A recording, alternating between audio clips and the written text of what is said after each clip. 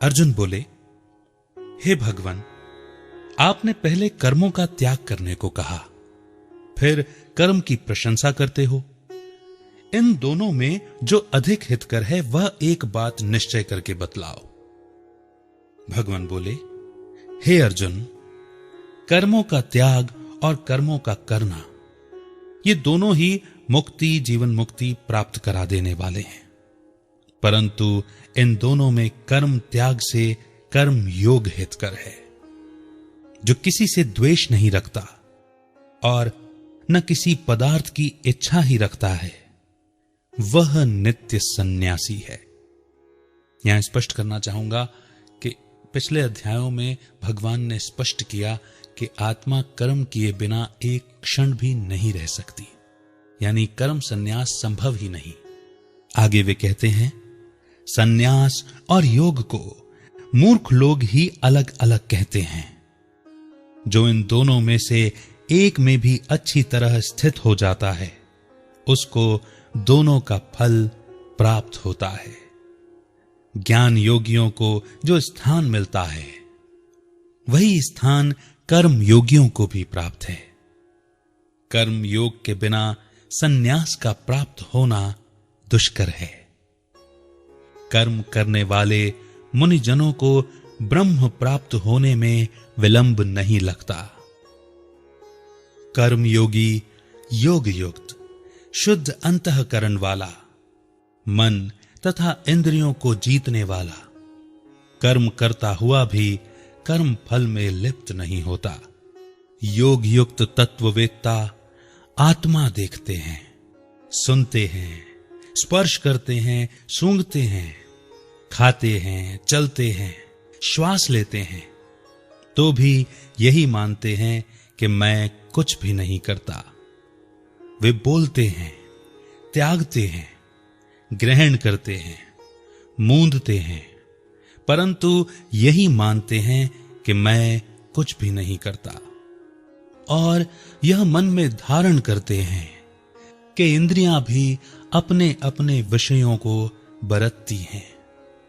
प्राणी ब्रह्म में अर्पण कर, संग को त्याग कर कर्म करता है। वह पाप में इस प्रकार लिप्त नहीं होता जैसे कि कमल पत्र पर जल नहीं ठहरता। योगी जन शरीर से, मन से, बुद्धि तथा इंद्रियों की आसक्ति से रहित होकर आत्म शुद्धि के निमित्त कर्म करते हैं। योग युक्त आत्मा कर्म फल को त्याग कर मुक्ति रूपी शांति का लाभ प्राप्त करती है, और जो योग रहित है वह कर्म फल की इच्छा के बंधन में पड़ जाता है। सब कर्मों को मन से त्याग करके जो प्राणी इस नव द्वार इंद्रियों की देह रूपी पुरी में न कुछ करता है और न कुछ कराता है, आनंद पूर्वक रहता है। परमेश्वर किसी को कर्म में प्रवृत्त नहीं करता, कर्म और फल को उत्पन्न करता है। ये सब प्रवृत्तियों के द्वारा होते हैं। परमेश्वर किसी के पुण्य तथा पापों को ग्रहण नहीं करता। ज्ञान जो अज्ञान से आच्छादित है, उससे जीव मोह को प्राप्त होते हैं, परंतु आत्मज्ञान के द्वारा जिसका अज्ञान नष्ट हो गया है, उसका वह आत्मज्ञान परमेश्वर के रूप को ऐसा प्रकाशित करता है जिस प्रकार सूर्य संपूर्ण संसार को प्रकाशित कर देता है। उसी परमात्मा में जिन मनुष्यों की बुद्धि स्थिर है और उसी में मन को लगाए रहते हैं, और जो सदा उसी के चिंतन में लगे रहते हैं, तथा ज्ञान द्वारा जिनके सब पाप नष्ट हो गए हैं, वे इस कलयुगी संसार में पुनः जन्म नहीं लेते, क्योंकि ब्रह्म निर्दोष और सर्वत्र समान है। इसीलिए वे ब्रह्म को प्राप्त हो जाते हैं। जो प्रिय पदार्थ को पाकर प्रसन्न और अप्रिय पदार्थ को पाकर खिन्न नहीं होते हैं, ऐसे स्थिर बुद्धि वाले मोह रहित ब्रह्मवेत्ता को ब्रह्म में स्थिर जानो। जो बाहरी पदार्थों में चित्त को आसक्त नहीं होने देता, वही आत्म सुख का अनुभव करता है। इंद्रियों के स्पर्श से जो भोग किए जाते हैं, वे वस्तुतः दुखदाई होते हैं। उनका आदि भी है और अंत भी है। ज्ञानी लोग ऐसे भोगों में रत नहीं होते। शरीर छूटने के पहले जो मनुष्य काम और क्रोध के वेग को सहन करने में समर्थ होता है, वही योगी और सच्चा सुखी है। जो योगी आत्म सुख से सुखी, अंतरात्मा के आनंद से आनंदित और अंतर ज्योति से ही प्रकाशित है, वह ब्रह्म रूप होकर ब्रह्म निर्वाण को प्राप्त होता है।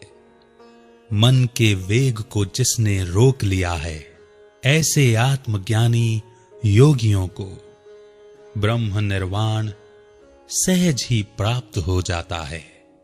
बाहरी पदार्थों के संयोग से अलग रहकर, दोनों भवों के बीच में दृष्टि लगाकर, नसिका के भीतर चलने वाली प्राण वायु तथा अपान वायु को सम करके इंद्रियों, मन और बुद्धि को वश में करके इच्छा, भय तथा क्रोध को त्यागने वाले योगी जन जीवन मुक्त हैं।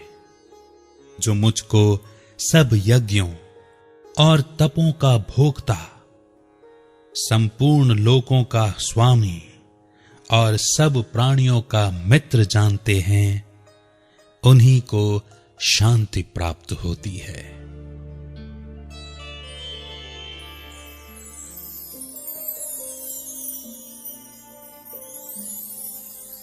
और इस प्रकार यह 5वां अध्याय श्री गीता जी का यहीं समाप्त होता है। और इस अध्याय में भी परमात्मा ने गूढ़ रहस्य की जानकारी दी कि किस प्रकार कर्म करते हुए भी कर्मों में लिप्त नहीं होना है। खुद को शरीर नहीं मान करके, आत्मा मान करके, आत्मा देखते हुए, अन्य को भी आत्मा समझते हुए ही कर्म करने हैं। संसार की किसी भी वस्तु, चाहे वो खाने का पदार्थ हो या कोई और वैभव, उसमें आसक्ति होनी ही नहीं चाहिए। यदि आसक्ति हुई तो न तो मुक्ति है और ना ही जीवन मुक्ति है। चलते फिरते, श्वास लेते, कर्म करते भी स्वयं को आत्मा ही मानना है। ऐसा प्राणी ही किसी भी प्रकार के पाप में लिप्त नहीं होता, और ऐसी आत्मा ही परमात्मा में अपने मन और बुद्धि को स्थिर कर सकती है, परमात्मा में मन को लगाए रह सकती है और बुद्धि को उसी के चिंतन में लगाए रह सकती है। वही मृत्यु लोक में पुनर्जन्म से छूट सकती है। और अंत में कहा कि बाहरी पदार्थों के संयोग, यानी बाहरी पदार्थों में किसी में भी बुद्धि योग नहीं होना चाहिए। दोनों भवों के बीच में, अंदर मस्तिष्क में पिट्यूटरी ग्लैंड और हाइपोथैलेमस ग्लैंड के बीच में जहां आत्मा निवास करती है, वहीं मन और बुद्धि से स्वयं को आत्मा समझ करके परमात्मा से योग लगाने वाले ही योगी हैं, कर्म योगी हैं और जीवन मुक्त हैं। और जो परमात्मा को सब प्राणियों का मित्र जानते हैं, संपूर्ण लोकों का स्वामी जानते हैं, उन्हें ही शांति प्राप्त होती है। तो इस प्रकार से हम श्री गीता जी के 5वें अध्याय से मिले बिंदुओं का मनन चिंतन हम कर सकते हैं। करते रहिए, मुस्कुराते रहिए। अगले अध्याय